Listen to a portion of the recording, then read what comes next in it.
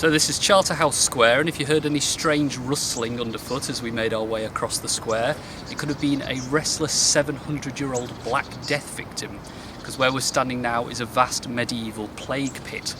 So all the way back in 1348, the Great Pestilence, as it became known, hit London, and it went on to kill 60% of the city's population. So in today's terms, you'd be talking about the equivalent of 5 million people. The only way to understand it is really the aftermath of a nuclear war. That's the only way we can really comprehend it. This area lay outside of the city walls at the time, so it was used as the burial site. Trenches were dug into the ground, and the bodies, which had all been wrapped up in cloth, were laid out in nice, neat rows, all facing eastwards, so they'd be pointing in the right direction come the second coming of Jesus. It meant they could all just stand up in their grave, be facing towards Jerusalem. A layer of earth was scattered on top of the bodies, and then another layer of bodies on top of that, up to about 5 deep. So I've heard it being described as a vast medieval lasagna. So you're not having that for your lunch today. In all, there are thousands of bodies underneath Charterhouse Square and the Charterhouse today. Some estimates range up to 5,000 or 10,000. And during the digging for Crossrail, the new east to west underground line, about 5 years ago, the excavators found several of those skeletons underneath the square, and on performing tests on the bodies, they found there was still Black Death DNA within the teeth of those skeletons, and one of those skeletons is now on display here at the Charterhouse inside the museum, should you wish to come back and have a look at it later on today. So turning our attention now to the Charterhouse, about 20 years after the Black Death hit, in 1371, a monastery was established on this site, and the name of the order in French was Le Grand Chartreuse, which became corrupted into English as the Charterhouse, so that's how this area got its name. And the monks lived here happily for about 150 years, until the 1530s, when up rocked King Henry VIII. He had at the time what was known as the King's Great Matter, a euphemism for wanting to divorce his ageing first wife Catherine of Aragon and marry the younger model Anne Boleyn. And to cut a long story short, this resulted in what was known as the dissolution of the monasteries, when Henry closed all the religious houses in the country and stole all their land and their wealth. So he came knocking here at Charterhouse in the 1530s, but 18 of the monks refused to acquiesce to his demands. They may as well have signed their own death warrants. 2 of them were hanged from the battlements of York Castle until dead. 9 of them tied to stakes in Newgate Prison and there left to starve to death. The remaining 7 were taken to Tyburn, near what is now Marble Arch, and there they were hanged, drawn and quartered. So this meant they were hanged from the neck until almost dead, cut down, sliced open, had their heart and entrails thrown onto a fire before their still living eyes. And then they had their head chopped off, which finished them off, and they were cut into 4 pieces. Each piece was sent to a different location as a warning to would-be traitors.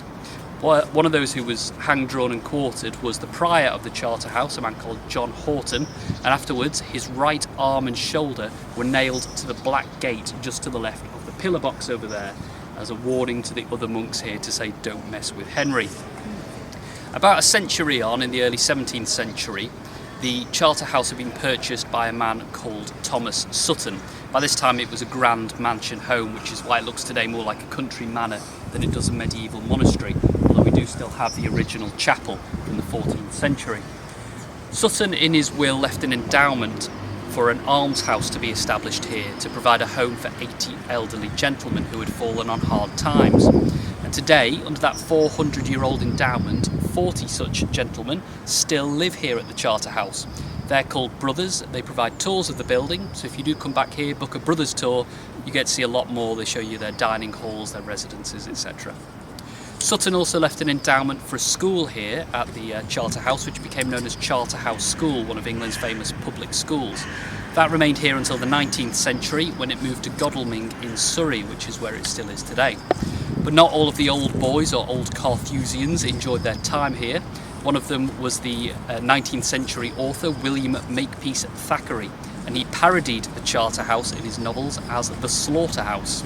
It's no surprise they didn't all enjoy their time here, because one of the initiation rites for the new boys was they had to crawl across this square alone at midnight and listen to the wails of the dead bodies beneath their feet. So from a slaughterhouse for schoolboys, we're now going to a slaughterhouse for animals, so I hope you brought your appetite with you.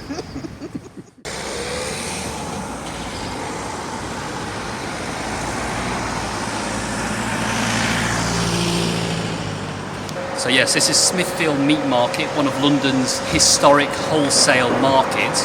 There's been a market on this site for probably around 1,000 years now. Back then in the 10th century, this was just pasture lands with the River Fleet running over to our west, so it was an ideal spot to hold livestock pens. And the road just to the right, next to the Pret-a-Manger, that's St John Street. That takes you up to Islington, but that was the original Drovers Road into London. So farmers would bring their livestock down that road from as far afield as Scotland and Wales to have it sold and slaughtered here.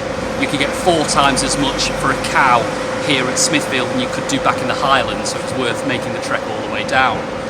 But as London began to expand around the market, this caused problems because you had huge numbers of livestock being crammed down the narrow streets of the city.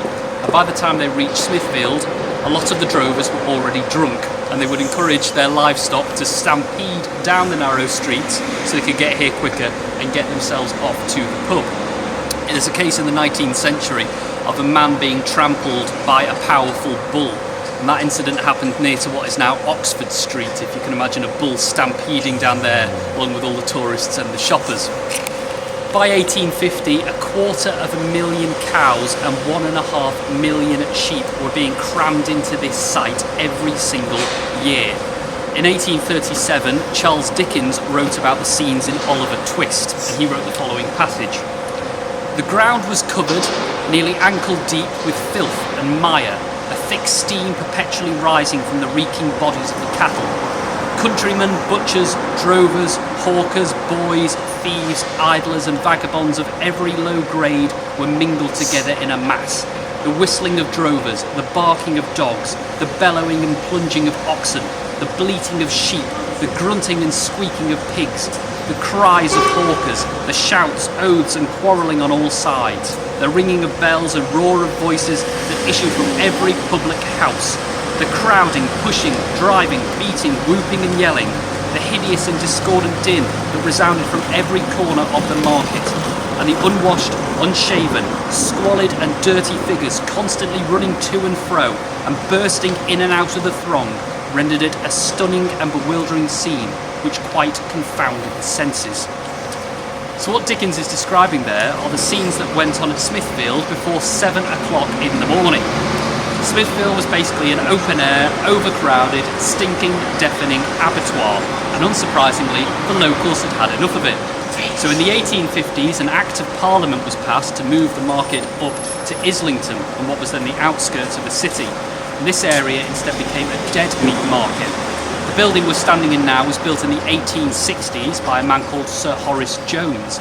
He was the man who also built Tower Bridge, probably his most famous creation. The market still operates here 5 days a week, Monday to Friday, but if you want to see the action, you do have to get here early. The trading starts at 2 a.m. and is generally finished by about 7 in the morning for restaurants and supermarkets to come and get their produce for the day. But if watching all those butchers lugging around hunks of meat seems like thirsty work, fear not, because a quirk in the licensing laws allows market pubs to open to serve alcohol 24 hours a day. So it means that the market traders here can have a pint when they clock off work at 7 a.m. The Smithfield wasn't the only raucous event to take place here over the centuries. We're now heading down a nice quiet alleyway with a bit of a noisy history to it. So we're now standing on a street called Cloth Fair, and this is home to London's oldest residential buildings, numbers 41 and 42 in front of you with the bay windows. These were built in 1614, so they're over 400 years old now, and they survived the Great Fire of London, because at that time this area was behind the high stone walls of St Bartholomew's Priory next door, so they managed to escape from the blaze. But by the 1920s, these buildings were in a pretty poor state of repair. They were purchased by a couple of architects called Seeley and Paget, who renovated a lot of London's old buildings in the mid-20th century, including the Charterhouse on our first stop. That was hit by a German bomb during the Second World War, and Seeley and Paget renovated it.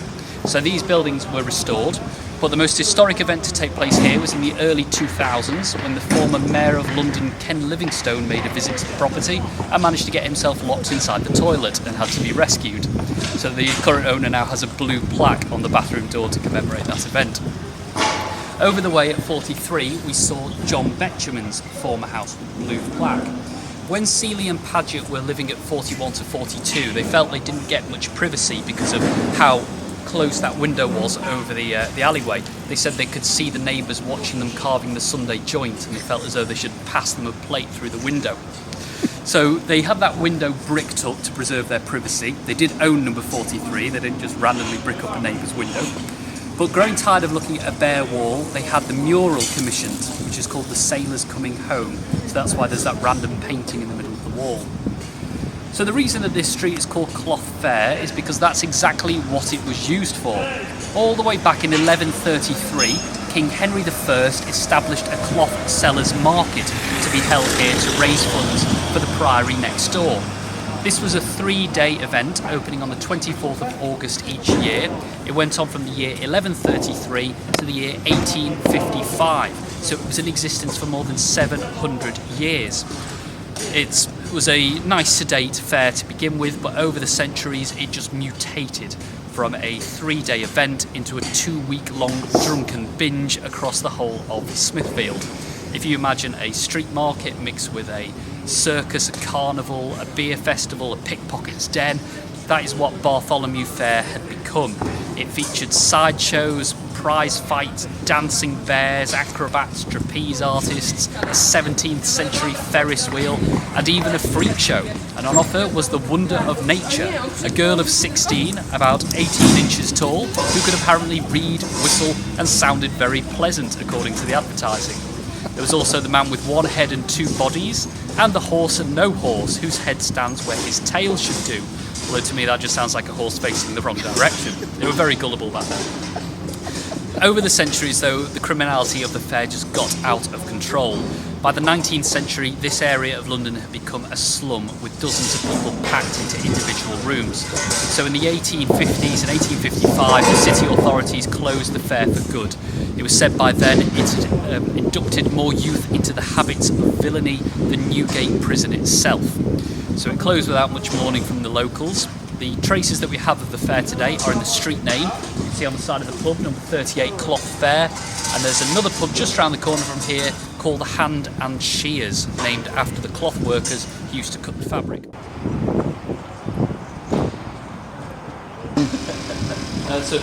We're standing in front of the 13th century original entrance to St Bartholomew's Priory. The black and white wooden frontage above it is late 16th century from the reign of Elizabeth I.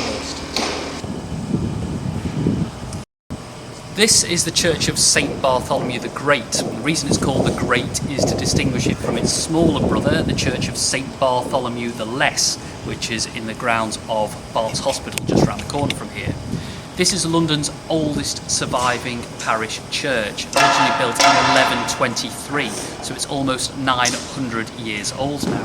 You may actually recognise the interior because it was used as the setting for the 4th wedding in the film 4 Weddings and a Funeral. Also as a location in Kevin Costner's Robin Hood, Prince of Thieves, and more recently Shakespeare in Love. Back in the 12th century, a man called Rahere, who was a court jester and a favourite of King Henry I, went on a pilgrimage to Rome, and whilst he was there he fell ill with a fever. He prayed to the Almighty that if he recovered, he would establish a church and a hospital, and in his delirious state a vision of St Bartholomew is said to have appeared to him and said, build a church here at Smithfield, so here it stands today. Rahere became the first prior of St Bartholomew's, and that is his statue just over the doorway. His ornate tomb is within the building, but this was disturbed in the 19th century by builders who made off with his foot as a rather grisly souvenir. The foot was eventually replaced, but minus the sandal it had been wearing, and it's said that ever since then the ghost of Rahere haunts this church, appearing every 1st of July at 7 o'clock in the morning. I don't know why he chooses that particular time and date, but he's apparently very punctual about doing so. Before Henry VIII closed down all the monasteries in the country in the 1530s, the nave of this church extended over the entirety of the garden section, including the buildings next to where we're standing now. It was an absolutely huge church, bigger than some cathedrals of the time, but all the stonework of the nave was knocked down to be used for other buildings throughout London. The Priory Church instead became a parish church, and it also had other uses. Parts of it were used as a blacksmith's and also as a print works. And it was in fact at the print works here that a young man called Benjamin Franklin served his apprenticeship before going back to Boston to become one of the founding fathers of the United States. As you walk around the City of London, you'll notice a lot of the churchyards are built up from ground level, including this one that we're standing next to. And that's because of what's underneath there, mounds and mounds of dead bodies. In the 19th century, London had a population boom. It went from around 1 million in 1800 to 2.5 million within the space of 50 years. But the medieval burial sites had not increased in size to match this new body count. So new bodies were being piled on top of the old ones, stamped down, earth piled on top of them. But this was causing a public health crisis. The bodies were rotting, seeping into the water systems, causing typhoid epidemics, more death, more bodies. It was becoming a vicious cycle. So in the 1850s, an Act of Parliament was passed to say no more burials within central London. From now on, you had to get buried in the 7 new cemeteries on the outskirts of the city, such as Kensal Rise and Highgate. And a century before Steve McQueen and Yul Brynner came along, these 7 new cemeteries were known as the Magnificent Seven. The churchyards in London became nice green spaces for the public to sit out in, but the next time you see someone having their pret-a-manger sandwich out in a churchyard, just remember what it is they're eating on top of. St Bartholomew, after whom the church is named, had a rather grisly end. He was one of Jesus' 12 disciples who was supposedly skinned alive for his beliefs. It's so fitting that he should be here at this stop, given what our next stop was used for back in the Middle Ages.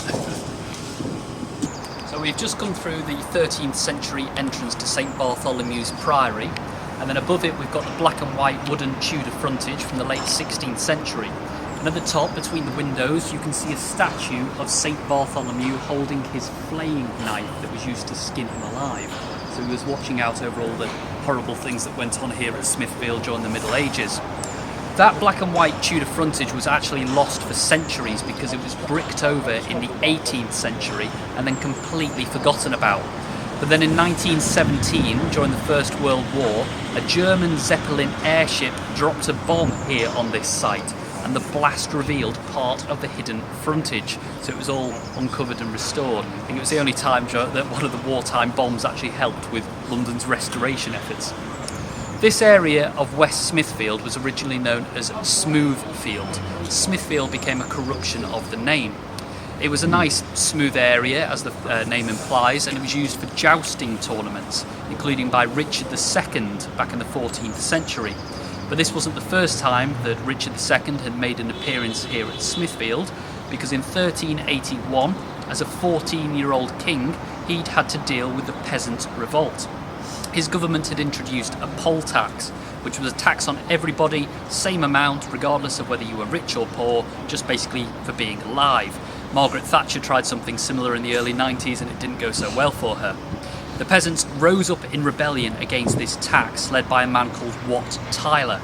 By the time they reached Smithfield, they had already executed the Archbishop of Canterbury and the Lord High Treasurer, so they really meant business. The peasants gathered on one side of the field here, led by Wat Tyler. On the other side was the royal party, led by Richard. Richard rode forward and beckoned Tyler to join him so the two groups could have a discussion in the middle of the field. But an argument broke out, and the Lord Mayor of London, William Walworth, stabbed Tyler to death. The peasants drew their bows, ready to fire a volley of arrows at the royal party, but the Richard II, the 14-year-old king, rode forward and said to them, "Come with me to the fields of Clerkenwell, just north of here, and we will discuss your grievances." But this was all just a trap. As soon as the peasants dispersed, the London militia was raised, the rebellion was crushed, and by the end of the year, 1,500 of those rebel leaders had been executed. We have here a memorial to those so-called great uprising martyrs. It was back in the Middle Ages, swindlers and forgers of money were boiled to death in giant pots of oil on this site. They were very creative in their execution methods back then. Back in the 16th century, England flipped from Catholic to Protestant to Catholic to Protestant, and if you didn't change quickly enough, the consequences could be fatal. The Particularly bad was the reign of bloody Queen Mary back in the 1550s. During her reign of just 5 years, an estimated 300 Protestants were burnt alive at the stake, 48 of them here at Smithfield, and it was said that the buildings on this site were coated in a thin layer of human fat from all of those burnings. We have here a memorial to the so-called Marian martyrs, Marian because Mary executed them. The ends here are fashioned into flame tips as a memorial to how they went. But there was a lucky escape for a few of them. They were about to be set alight in November 1558 when a royal herald rode onto the scene and announced the death of Queen Mary. Under the law, an execution warrant was only valid if the monarch who signed it was still alive. Elizabeth I, the new queen, was herself a Protestant and so refused to sign those warrants. So for those near martyrs, it's what you call just in the nick of time. Mary had hung on a few more hours, they would have literally gone up in smoke. So our Protestants were fighting for their religious freedom and our peasants for their economic freedom. Our next memorial is synonymous with the word freedom. So if you've seen the 1995 film Braveheart with Mel Gibson, you should erase it from your memories. It is the most historically inaccurate film ever made. Mr. Wallace was a 13th century Scottish lord and knight, not some Highland peasant farmer as is made out in the film wearing a kilt and woad. In 1305, William Wallace was found guilty of leading rebellions against the English King Edward I, so he was tied to the back of a horse and dragged naked here to Smithfield, where he was hanged, drawn and quartered. So again, hanged from the neck until almost dead. Cut down, sliced open, had his insides thrown onto a fire, he was emasculated for good measure, and then had his head chopped off before being cut into 4 pieces. This is Bart's Hospital. This is the oldest hospital in the country to continually operate from the same location. It was built in 1123 initially, the same year as the Priory next door. So in 2023, Bart's will celebrate its 900th birthday. In the early years, they nursed patients using food, ale and a new pair of shoes from the Priory's tannery. So it didn't work for everybody, but for some of them it got the job done. By the time that Henry VIII closed the priories in the 1530s, the hospital was operating independently, so it survived the closure. But it relied on the priory next door for most of its funding, so its future became in doubt. The City of London went into a panic. They worried about what would happen to all of the sick poor who were being cared for here at the hospital. This wasn't through any altruism, but because they feared, and I quote, "the miserable people lying in the street, offending every clean person passing by the way with their filth and nasty savours." They just wanted those sick poor out of sight, out of mind, behind the walls of the hospital where they couldn't offend the rich. Fortunately, Henry relented, and in 1546 he granted the hospital to the City of London for them to manage. This was just a few weeks before Henry's own death though, so he was probably having a bit of a twinge of guilt for all the nasty things he'd done during his reign. He was trying to buy his way into heaven by this point. You can see in front of us the original 1702 gateway entrance to the hospital. Above the gateway is a statue of Henry VIII. That is surprisingly the only outdoor statue of Henry in the whole of London. Above him, you've got a couple of stone figures representing lameness and sickness. Within the hospital grounds, we have the Church of St Bartholomew the Less, which you can see just above the wall here. That's got a steeple from the 15th century and a bell from 1380, and it's open 7 days a week if you wanted to have a look at it afterwards. There's also a museum next door to it, which is free to enter, which charts the medical advances of the hospital from the 12th century through to the present day, so it's got some weird and wonderful medical instruments on display. It was here at the hospital back in the 17th century that a man called William Harvey discovered the circulation of blood flow in the human body for the first time. And by the 19th century, Bart's had become a famous teaching hospital. Amongst its alumni was W.G. Grace, the Victorian cricketing legend with the massive bushy beard, Graham Chapman, the Monty Python actor, he was a fully qualified doctor, and also Dr. John Watson, the friend of Sherlock Holmes. He trained at Bart's Hospital in the novels. And in fact, it was from the building next door that Benedict Cumberbatch jumped from in the TV series Sherlock. Where we're standing now is pretty much where Martin Freeman was stood watching him doing it at the time. With the age of the hospital, there are many ghost stories attached to it. There's a lift within the hospital grounds where there's been many recorded cases of the staff member pushing the button for the lift to go up, but finding it goes down to the basement. Once it gets there, the doors open, the lights go off and the lift stops operating. And it's only when the frightened staff member starts to make their way back up the emergency stairs that the lift whirs back into life and slowly follows them to the ground floor. The theory is that a nurse was murdered in that lift by a deranged patient and her spirit now haunts it. And it's become so famous in the hospital that it's been nicknamed the coffin lift. There's also been sightings of a young boy crying for his parents, and his presence is supposed to foretell death on the wards. And then there's the Grey Lady, a woman dressed in an old-fashioned nurse's uniform. Whenever a nurse here is about to make a mistake, she taps them on the shoulder and shakes her head at them. Supposedly she was a nurse here who accidentally overdosed a patient and then killed herself shortly afterwards, and now she's trying to prevent the same thing from happening again. On the subject of ghost stories, our next site was the site of 18th century ghost hysteria that wrapped up even members of the royal family. We're now stood on a corner that's been known for centuries as Pie Corner, probably because there used to be an inn on this site with a picture of a magpie on its side.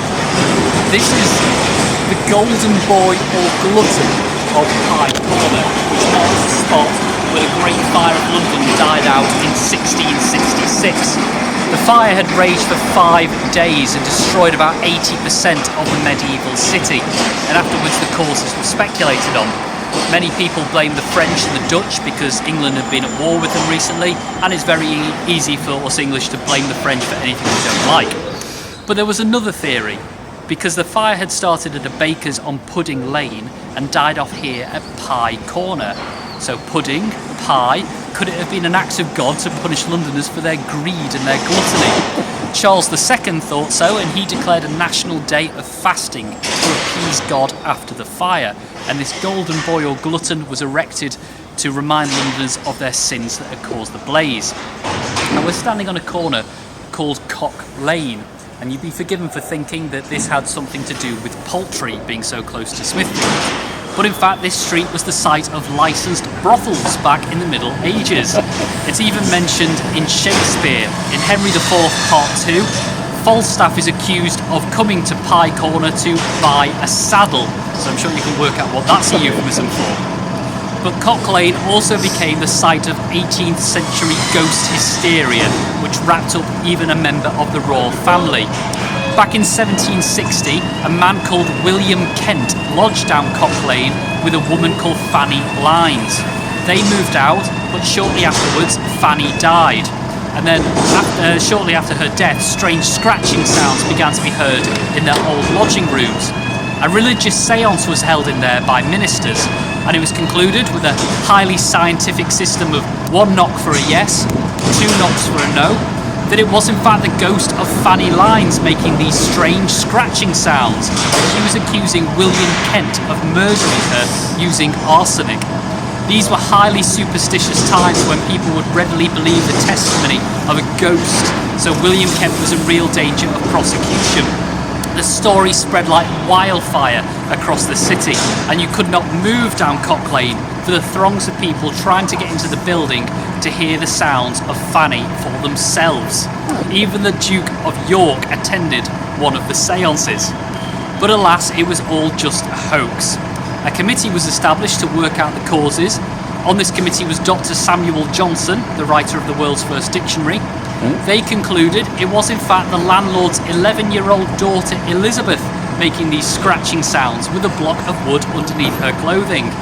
The landlord, it transpired, owed money to William Kent and had tried to discredit him to get out of paying his debt. That landlord spent 3 days in the pillory and then a further 2 years in prison. At that time, on the corner here was a pub called the Fortune of War, and this was a seedy establishment full of criminals, including men called resurrectionists. Over the way at Bart's Hospital, you had plenty of doctors in need of fresh bodies on which to practice their art. But the only legal source of bodies at the time was from the men who had been hanged at Tyburn, so they were in quite short supply. Fortunately, the resurrectionists were on hand to provide fresh bodies for the doctors. They were called resurrectionists because they would literally resurrect the freshly buried bodies from the local graveyards.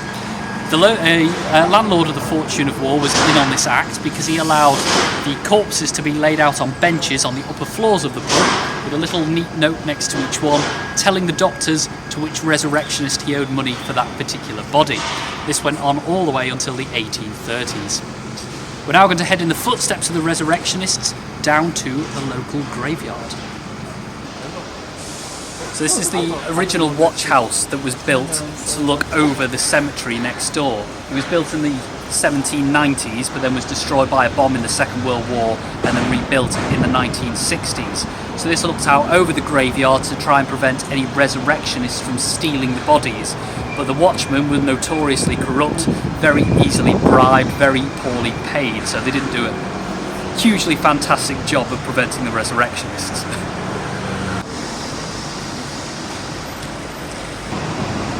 So this is the Church of St Sepulchre without Newgate, which is a rather complicated title, but I'll come to that shortly. This is the largest surviving parish church in all of London. It's a pretty immense building, you can see from the size of the steeple. And there's been a church on this site for around 1,000 years. The original church was the Church of St Edmund the King and Martyr. He was a Saxon king who was executed by the Vikings, who filled his body full of arrows.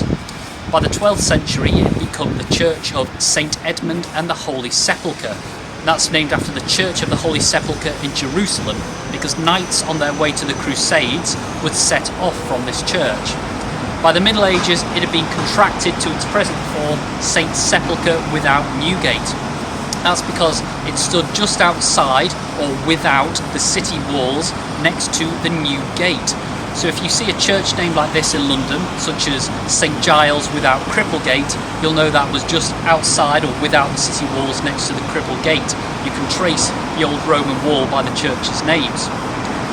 The nursery rhyme, Oranges and Lemons, if you haven't heard that, it starts, Oranges and lemons, say the bells of St Clement's. I owe you 5 farthings, say the bells of St Martin's. When will you pay me, say the bells of Old Bailey. These are the bells of Old Bailey within that nursery rhyme. It basically names all of the famous church bells within London. Here at the church we have a couple of American connections. So John Smith, the governor of Virginia and the friend of Pocahontas in the Disney film, is buried within this site. Also, Roger Williams, the founder of Rhode Island, was baptised at this church and attended it as a young boy. But this being Smithfield, it of course has a bit of a bloody history to it. John Rogers, who was the first man to be burnt alive by bloody Queen Mary, was the vicar here back in the 16th century.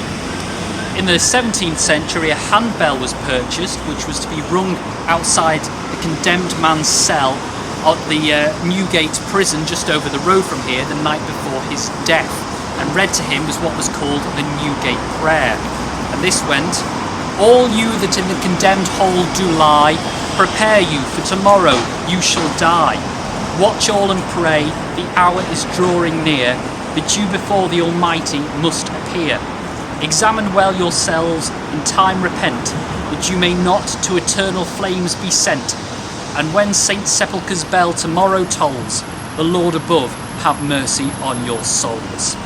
So that's just what you want to hear the night before your execution. If you want to see the execution bell, it's on display in a glass case within the church. So we're just going to head over the way now to have a look down the road.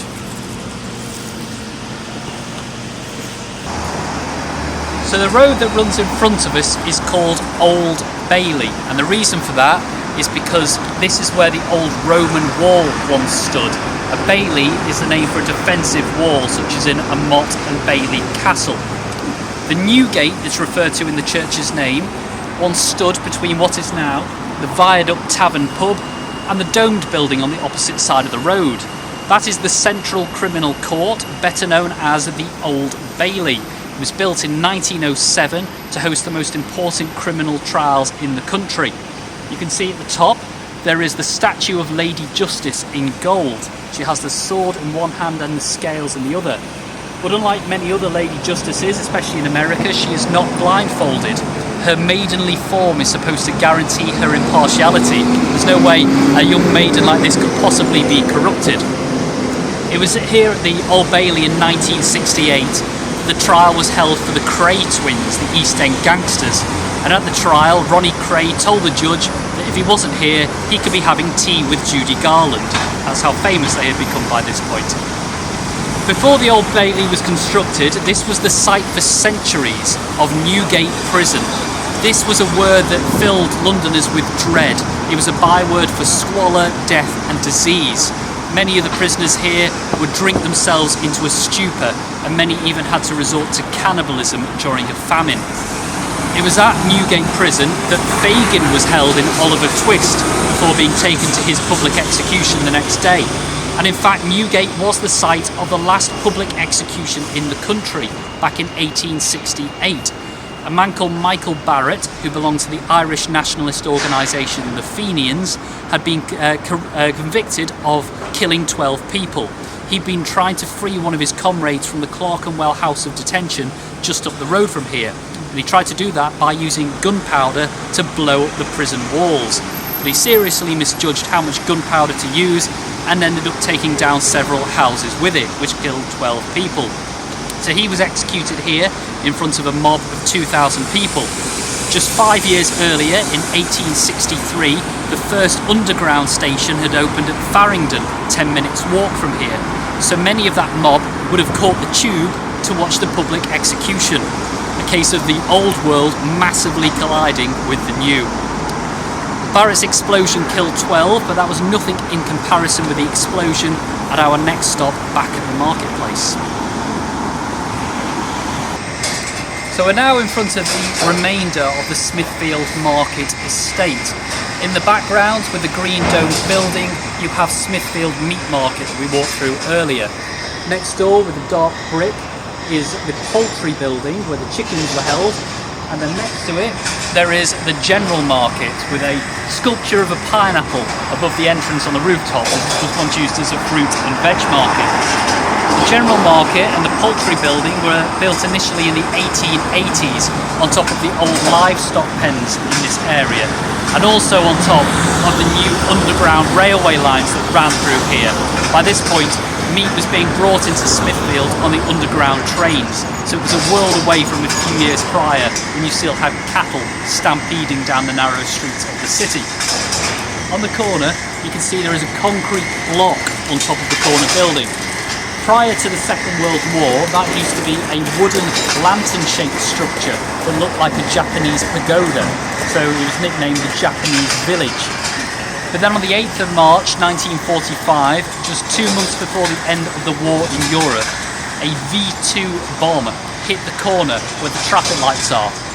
The V2s could travel at 5 times the speed of sound, so they were impossible to hear coming. The rocket penetrated the roadway, exploding on the railway lines underneath. The crater that caused the market buildings on the corner to topple in, and the explosion was heard all over London. This was at 11:30 in the morning, so the market was heaving, and in all 110 people died in that explosion. But that wasn't the end of the tragedies here at the market. Next door at the poultry building in 1958, a fire broke out, which was made worse by all the fat-soaked rags left lying around. The fire raged for 3 days, and 1,700 firefighters were involved in tackling the blaze. 2 of them lost their lives in the process. The building that's constructed now was built in 1963, 5 years after the fire, which is why it looks more like a 1960s municipal library than it does a Victorian marketplace. These buildings have been pretty much vacant for the past 30 years or so, but not for too much longer, because the Museum of London will be moving here in 2024 at a cost of £200 million. So they're renovating all of the marketplace and moving from their current site at the Barbican. But until then, there is still one sign of life here at the market, because a company called Hearts of Smithfield hold an open-air meat auction every Christmas Eve to get rid of their old stock before the closure for the holiday period. So they come out into the street, they shout, "Spend your money, take your chance," and hundreds, if not thousands of people gather round and put their hands up to bid on these meat items. So if it gets to Christmas Eve, you realise you forgot to buy the turkey, just head down here, spend your money, take your chance. So from turkeys to rather more ferocious winged beasts, we're going to head in this direction now, and we'll be passing a dragon on our way to the next stop. But it's still in the same location in the Barbican. So on our way here, we passed the dragon in the centre of the road, which is one of the City of London's symbols, probably taken from St George and the dragon. And that's put there to mark its territory, the boundary of the square mile. Once we passed that dragon, we were in the City of London. There's a couple more dragons up on the bridge within the centre, with the crest of the City of London in the centre, which looks like a St George's English flag, but it has a sword in the top left-hand corner. At the bottom is the city's motto, Domine Dirige Nos, meaning Lord, guide us. Now, had we been stood in this location a few hundred years ago, we'd probably have very wet feet right now, because this was the watercourse of the River Fleet. The Fleet rises in Hampstead, about 4 miles to our north, and then flows into the Thames, about half a mile to the south. It was used by the Romans 2,000 years ago, and it comes from the Anglo-Saxon word fleot, which means inlet or estuary. The area just to our left, Holborn, which is written Holborn, comes from the words Old Bourne, meaning an inlet or estuary or river. So that's where the river's name came from. As London grew around the Fleet, this area became a slum. People would use the Fleet to dump their rubbish, their human waste, the animal carcasses from Smithfield Market into the river, which made this an incredibly undesirable area in which to live. In 1710, the author Jonathan Swift wrote a poem about the Fleet. He wrote, "Sweepings from butchers' stalls, dung, guts and blood, drowned puppies, stinking sprats, all drenched in mud. Dead cats and turnip tops come tumbling down the flood." So that gives you an idea of what was bobbing around in the Fleet at the time. The Ludgate, Newgate and Fleet prisons were all built nearby, and even Henry VIII's Grand Palace of Bridewell, just up the road from here, became the Bridewell prison, because no royal family member wanted to be anywhere near to the Fleet. After the Great Fire of London of 1666, the area between here and the Thames became the New Canal. This was a place for ships to dock and unload their goods. And if you walk down the street here, there's about 4 or 5 little side streets on the left-hand side, only around 50 yards long. They don't go anywhere. They're the remnants of those jetties, docks where the ships used to unload their goods. But the canal was never really a huge success, in part because of what was flowing into it from the northern section of the Fleet. So after a few decades, it was all covered over, and this instead became the Fleet Market. This was in existence for around 100 years, until the building of Farringdon Road, where we are today. The Victorians felt the best way to get rid of a slum was just to blitz a road all the way through it. They did this throughout the whole of the City of London, including Clerkenwell Road, just up the way from here. The bridge that's in front of us was built in the 1860s as a way of getting over the Fleet Valley. Before this, the only way to get over was by a much lower bridge, so you had to come down one steep side of the valley, over the bridge, then up the other steep side, so this made life a lot easier. It was built and designed by a man called William Haywood, who rejected 99 designs for the bridge before settling on his own, so you might think that's something of a conflict of interest. It's amazing he had time to design this bridge, because it's rumoured he was the author of a scandalous Victorian erotic memoir called My Secret Life, penned under the name Walter. You don't usually associate the name Walter with eroticism, but apparently the Victorians did. Up on the bridge was built, back in the 1880s, the world's first coal-fired electric power station by the Edison Electric Light Company. This powered a lot of private roads and residences, including the stop we're going to go to next. How the area looked like in the 1860s. So over here you've got the bridge, the Holborn Viaduct. Over here you've got all the slums over in Smithfield. And then here you've got the building of the first underground railway. So the system they used back in the 1860s for building the first underground was called cut and cover. So they would dig up the entire width of the road, all the way from Paddington to King's Cross and then down to Farringdon, dig a trench, lay the track and build a brick tunnel over it. And this was because they ran on steam trains, so they had to be close to the surface to vent all their noxious fumes out from the roadway. It was only in the 1890s, when they began to run on electricity, that they were able to tunnel deeper underneath the city. And this is when it got its nickname of the Tube. So before that it was simply known as the Underground or the Metropolitan. And that's where things like the Parisian Metro derives its name from, the Metropolitan line in London. So we're now standing on Ely Place. Ely is a town in Cambridgeshire, but the reason that this is so called is because this was home to the bishops of Ely from the 13th through to the 18th century. They lived in Ely Palace, which was on the corner where the tall bank building is today. The road that we're on now was constructed in the 1770s. The residents and the businesses here still like a bit of pomp and circumstance with the security barrier and the security guard. Just to add to the pomposity, he's not called a security guard, but he is called a beadle, which was the name for a parish watchman before the introduction of the modern police force. The most famous beadle of all, of course, being Mr. Bumble in Oliver Twist. Back in the 15th century, the Earl of Ormond in Ireland went on a visit to Ely Palace, and it was there that he and several of his retinue were poisoned to death over dinner. He had crossed paths with the Lord Deputy of Ireland, who was the second most powerful man in that country after only the King, and so it's strongly suspected the Lord Deputy may have had a hand in it, but nothing's ever quite proven. The street here appears a few times in literature. In David Copperfield, this street is where David comes to meet with his love Agnes. It's also mentioned a couple of times in Shakespeare. In Richard II, the Ely Palace is where John O'Gaunt delivers his famous "This blessed plot, this earth, this realm, this England" speech. And in Richard III, the Duke of Gloucester compliments the Bishop of Ely on his strawberry crop, because this area's gardens were well known for producing great strawberries. And in fact, the church here still holds an annual strawberry fair every June. This is the church of St. Etheldreda. Etheldreda was a 7th century Saxon queen. She was a founding abbotess of Ely Monastery up in Cambridgeshire, and she is today the patron saint of Ely, so hence her connection with this site. Next door you have Audrey House. Audrey is the modern day equivalent of the name Etheldreda, although I imagine there was a few stops in between, so that's why that building is so named. We actually get the word tawdry, meaning not very good quality, from the name Audrey, because up in Ely they used to manufacture a good called St. Audrey's lace, named after St. Etheldreda, but the lace wasn't of a very good quality.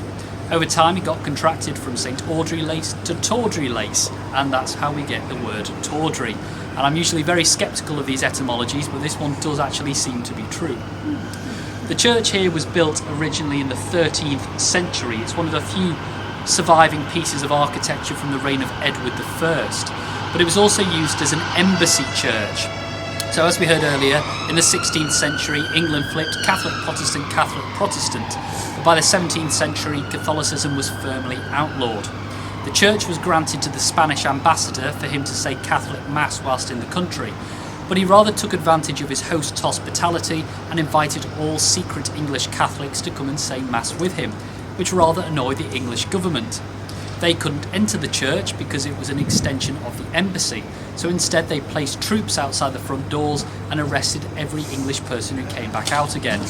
Unsurprisingly, the church was not granted to the Spanish ambassador's successor. We're now going to head down the alleyway we passed on the way just to hear about more of the things that went on here back in the 16th century. So this is the Old Mitre pub, one of London's hidden gems. It was originally built, as the sign says, in 1546 as a home for the bishop's servants.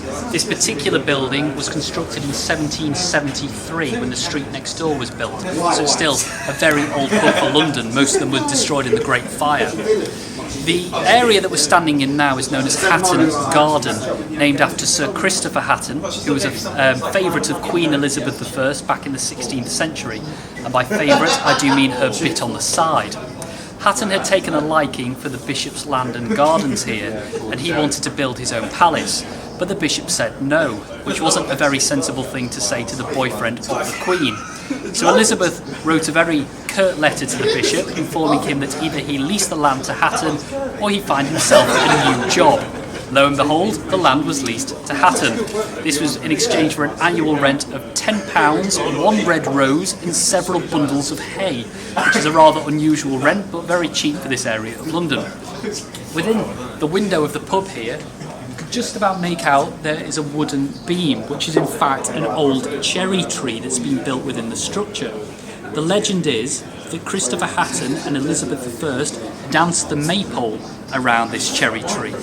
Whether that's true or not, I leave to your imaginations. We do know it does date from that period though, because this tree was the demarcation point between the bishop's land on one side and Hatton's land on the other. We're now going to finish our tour just around the corner at another site within the bishop's garden to hear about the herbs that were grown back there. So we're now standing on Saffron Hill, and it's called that because when this was still the Bishop of Ely's gardens and land, this area was used for growing crocuses, which produced saffron, and this was the most expensive herb in medieval Europe because of its supposed anti-plague properties, not that it did much good for all those poor souls who are now underneath Charterhouse Square. By the early 19th century though, this had become London's most criminal, dangerous street. Even the vicar of nearby St Andrew's Church needed a police escort to get down here safely. These slums were known as rookeries because rooks will nest in noisy colonies all crammed in together, and it was like that for the people who lived here. Similarly, if you throw a stone at a rook's nest, huge numbers of birds will scatter outwards. And if a policeman entered one of the rookeries here, huge numbers of criminals would scatter outwards of every doorway, window and hatchway available. So it's no surprise that Charles Dickens used Saffron Hill as the setting for Fagin's den in Oliver Twist. The den was at the south end of the hill, just where it curves round to the corner. In the book, Charles Dickens wrote, "A dirty and more wretched place Oliver had never seen. The street was very narrow and muddy, and the air was impregnated with filthy odours." Dickens wrote in the book that this street was lined with lots of little shops selling huge bundles of handkerchiefs, which of course had all been pickpocketed, and it was said that if you had your hanky stolen at one end of Saffron Hill, you could buy it back by the time you reached the other end, because it could travel a lot quicker than you could. The pub over the road from us, the One Ton, was frequented by Charles Dickens, as they proudly state on the board underneath the window. He used this as the inspiration for the Three Cripples pub within the book, which is where Bill Sikes and his gang all meet together to plan their robberies. But Saffron Hill was also the inspiration for Dickens writing another novel. Along here was what was called a ragged school, a charity set up to educate the most destitute children in London.